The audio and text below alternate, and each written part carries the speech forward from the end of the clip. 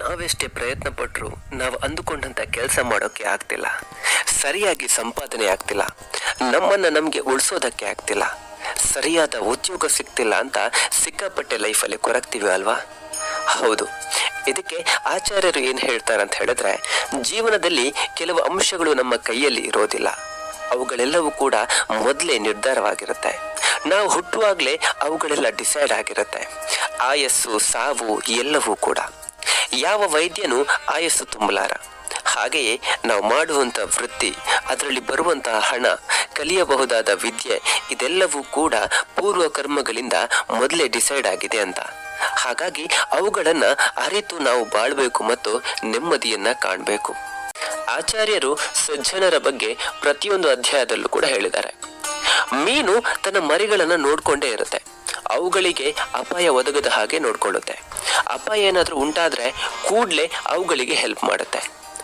ಆಮೆ ನೀರಿನಲ್ಲಿ ವಾಸಿಸ್ತಾ ಇದ್ರು ಕೂಡ ಮೊಟ್ಟೆಗಳನ್ನ ದಡದಲ್ಲಿ ನೆಲದ ಮೇಲೆ ಇಡುತ್ತೆ. ಆ ಮೊಟ್ಟೆ ಒಡೆದು ಮರಿಯಾಗಿ ನೀರಿಗೆ ಸೇರೋವರೆಗೂ ಕೂಡ ತಾಯಿ ಆಮೆಯ ಗಮನ ಮೊಟ್ಟೆಗಳ ಕಡೆ ಇರುತ್ತೆ.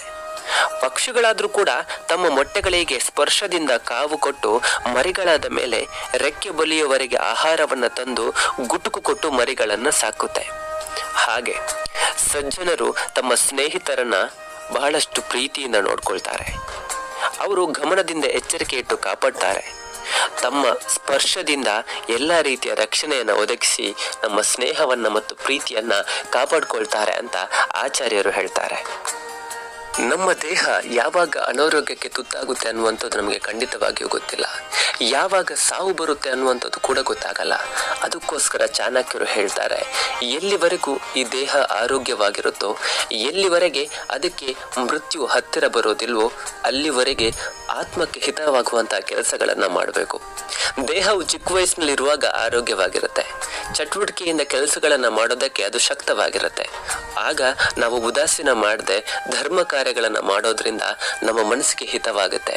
ಪ್ರಾಣ ಹೋಗುವ ಸಮಯ ಬಂದಾಗಲೂ ಕೂಡ ನಾವು ಹಿತವಾಗಿ ಪ್ರಾಣವನ್ನ ಬಿಡಬಹುದು ಅಂತ ಹೇಳ್ತಾರೆ.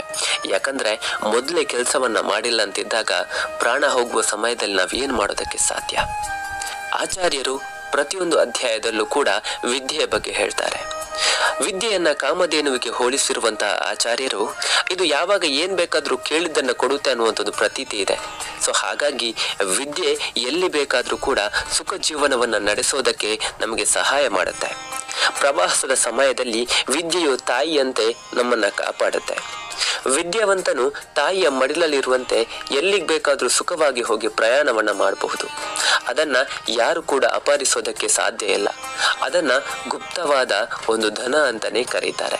ಸೊ ಹಾಗಾಗಿ ವಿದ್ಯೆ ಎಲ್ರೂ ಕೂಡ ಎಷ್ಟು ಮುಖ್ಯ ಅನ್ನೋದನ್ನ ಆಚಾರ್ಯರು ಪ್ರತಿ ಕಡೆ ಒತ್ತಿ ಒತ್ತಿ ಹೇಳ್ತಾರೆ. ಮೂರ್ಖರಾದ 100 ಮಕ್ಕಳು ಇರೋದಕ್ಕಿಂತ ಗುಣವಂತನಾದ ಒಬ್ಬ ಮಗನಿರೋದೇ ಲೇಸು. ಆಕಾಶದಲ್ಲಿ 1000 ನಕ್ಷತ್ರಗಳಿದ್ರೂ ಕತ್ತಲೆಯನ್ನ ಅದು ಕಳೆಯೋದಕ್ಕಾಗೋದಿಲ್ಲ. ಒಬ್ಬ ಚಂದ್ರನಿಂದ ಬೆಳದಿಂಗಳು ಹರಡಿ ಕತ್ತಲೆ ದೂರ ಆಗುತ್ತೆ. ಸೊ ಹಾಗಾಗಿ ಮೂರ್ಖರಾದ ಮಕ್ಕಳಿಂದ ಕುಲಕ್ಕೆ ಉಪಕಾರ ಆಗೋ ಬದಲು ಅಪಕಾರವೇ ಜಾಸ್ತಿ ಆಗುತ್ತೆ. ಅಂತಹ ಮಕ್ಕಳಿಂದ ಏನು ಪ್ರಯೋಜನ ಇಲ್ಲ. ಅದಕ್ಕೆ ಬದಲಾಗಿ ಒಬ್ಬ ಗುಣವಂತನಾದ ಮಗನು ಜನಿಸಿದ್ರೆ ಅವನಿಂದ ಆ ವಂಶಕ್ಕೆ ಕೀರ್ತಿಯನ್ನ ತರಲಿಕ್ಕೆ ಆಗುತ್ತೆ ಅನ್ನೋದನ್ನ ಆಚಾರ್ಯರು ಹೇಳ್ತಾರೆ.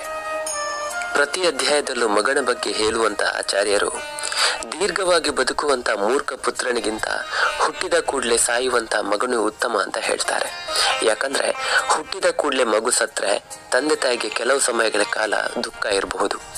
ಆದ್ರೆ ಮೂರ್ಖ ಮಗನಿಂದ ತಂದೆ ತಾಯಿಗೆ ಪ್ರತಿದಿನವೂ ಕೂಡ ದುಃಖ ಇದ್ದೇ ಇರುತ್ತೆ ಅಂತ.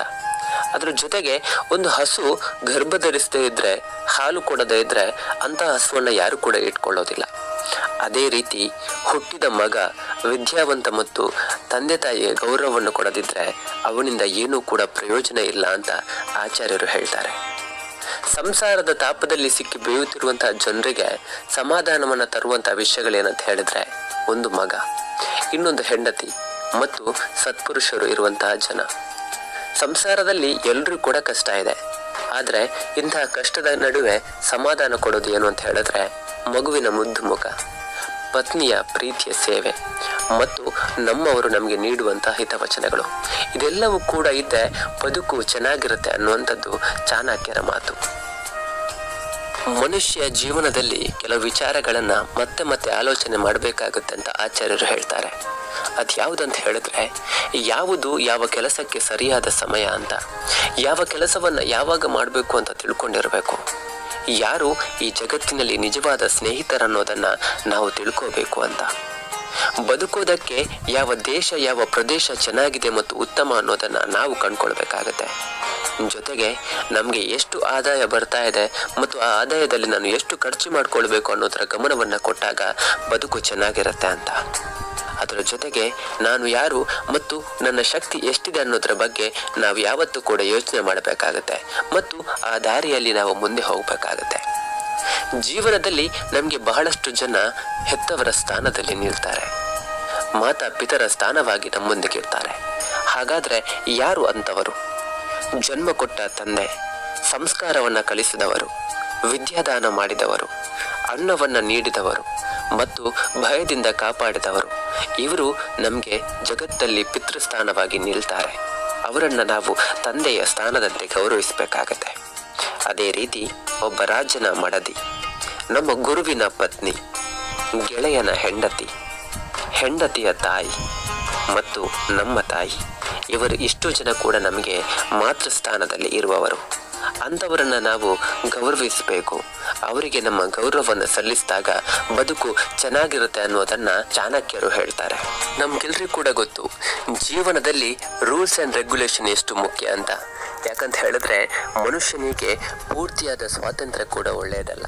ಅಂತಹ ಸ್ವಾತಂತ್ರ್ಯ ಅವನಿಗೆ ಸಿಕ್ಕಾಗ ಅವನು ಬೇಕಾಬಿಟ್ಟಿ ಜೀವನವನ್ನು ಅನುಭವಿಸ್ತಾನೆ ಮತ್ತು ಅವನು ಬೇರೆ ರೀತಿಯ ದಾರಿಯಲ್ಲಿ ನಡೆಯುವುದಕ್ಕೆ ಅದು ಪ್ರೇರಣೆಯನ್ನ ಕೊಡುತ್ತೆ ಅನ್ನುವಂಥದ್ದು ಚಾಣಕ್ಯರ ಮಾತು. ಇನ್ನಷ್ಟು ವಿಚಾರಗಳನ್ನ ಮುಂದಿನ ಎಪಿಸೋಡ್ನಲ್ಲಿ ನಾವು ತಿಳ್ಕೊಳ್ಳೋಣ. ಇದು ಸಂಪೂರ್ಣ ಚಾಣಕ್ಯ ನೀತಿ.